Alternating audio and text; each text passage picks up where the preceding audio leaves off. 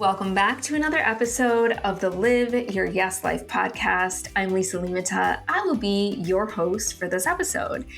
So I had a completely different episode planned for you today, and I have tried recording it multiple times and it just wasn't flowing. There's a different message coming through for you today. And so I just surrendered to it. And what we're going to get into today is breaking your revenue plateau in 2026 by shifting your identity.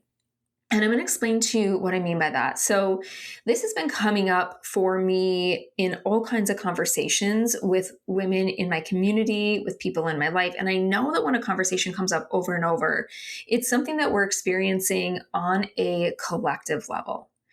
So if you feel like you made a lot of shifts last year in 2025, and yet you were still feeling stuck at the same revenue, this conversation, I'm going to give you one simple shift you can make that is going to really create a different experience for you in 2026. So before we get into it, I do want to tell you guys that Kayla and I are hosting the Joy Challenge again, backed by popular demand. And it's happening February 2nd through the 4th, 2026, if you're listening to this in real time. And we're offering this year for just $7.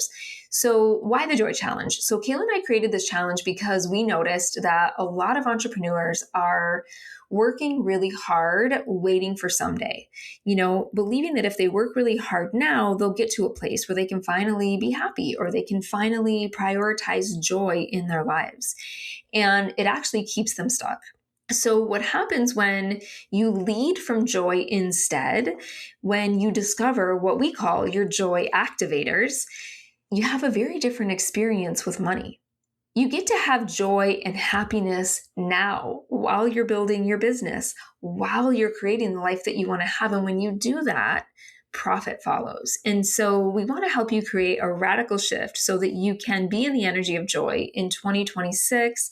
You can click the link below, join us, just $7. We're going to spend 3 days together really creating a powerful shift for you. Okay, let's get into the episode I have for you. I have no notes. I'm just going to be shooting from the hip now because what I had planned just isn't flowing. So I knew I needed to pivot to this conversation.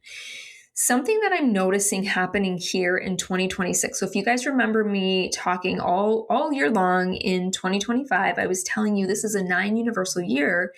And it's a year where you're going to be wrapping things up. Things are coming to completion. You're going to be releasing things so that you are ready to start this new beginning in 2026. And we are at the beginning stages of a whole new 9-year cycle, which is so exciting. This is a year of new beginnings, and you're probably feeling it because I can tell you everyone around me that I have been talking to is definitely feeling it. And you probably have just a bit of a new direction, based on what you released last year, based on the work that you did last year, you're feeling ready for this new direction that you're heading in. And I want to make sure that you're not accidentally outsourcing your power in any way. Okay. So one of the things we are all going to be focused on in this year, in this 1 year, this new beginning, is we're going to be focused on ourselves in a sense, right? Because the energy of the one, it's the energy of the leader. It's the energy of coming home to yourself, of mastering you being authentically you in the most beautiful way. And so it's really important that you are focused on your identity as we go into 2026, that you're seeing the truth of yourself. A lot of what we were shedding in 2025 was old patterns, old ways of being, old versions of ourselves. And in 2026, we want to make sure that we don't pick up those old stories or those old ways of being. We want to make sure that you're really in touch with the truth of who you are.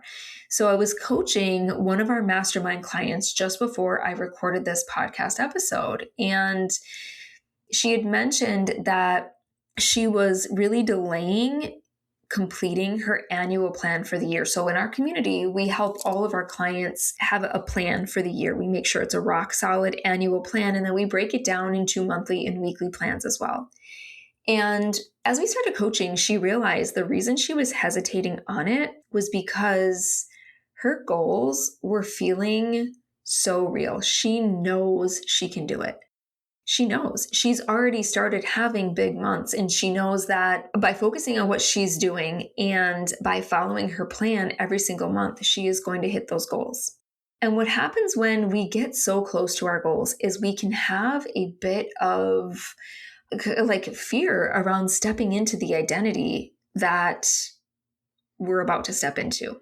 And in her case, what I said to her is listen, you already are that future version of you. It was last year when we started working together, and I remember this vision clearly. We did a plan. I helped her do her plan at the beginning of 2025.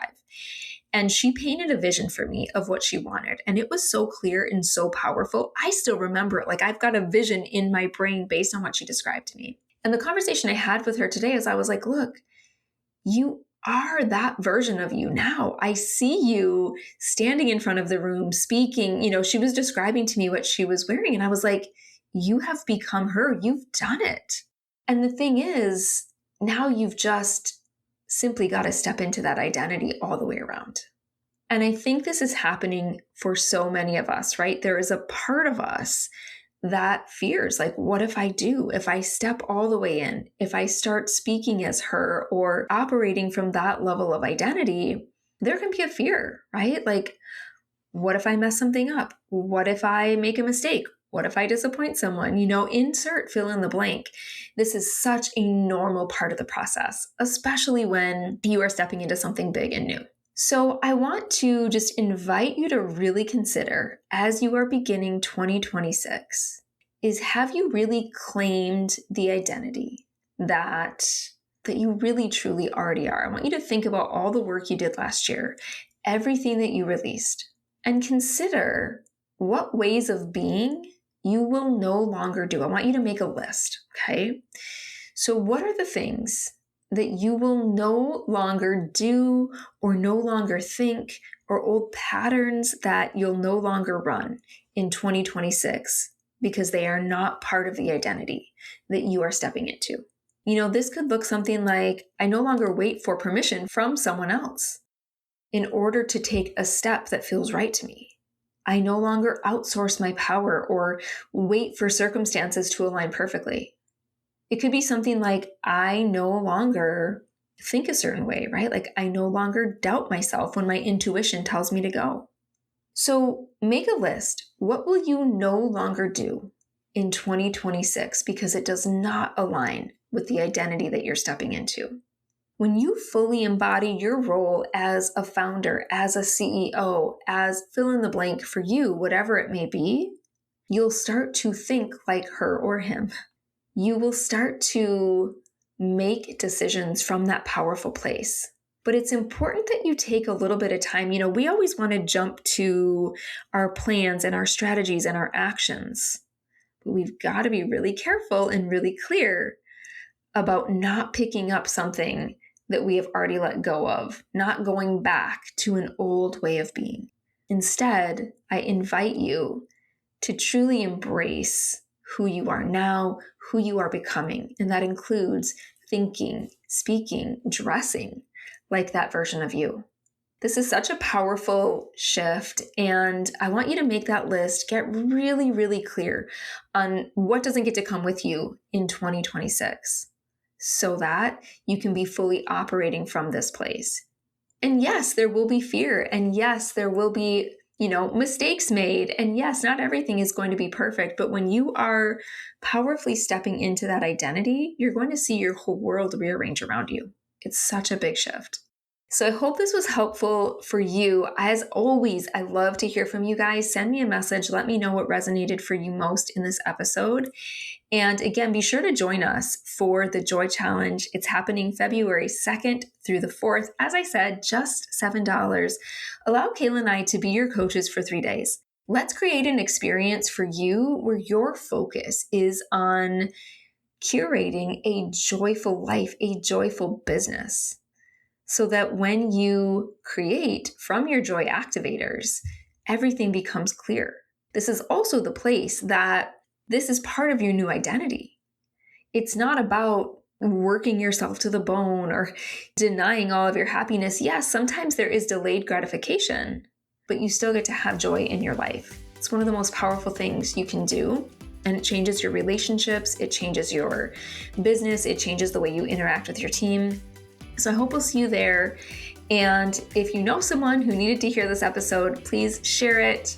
You can find Kayla and I online. We're on Facebook, on Instagram, and we're just getting started on TikTok. So if you're over there, come say hi to us as well. All right, you guys, have an amazing day, and we will see you next time on the Live Your Yes Life podcast.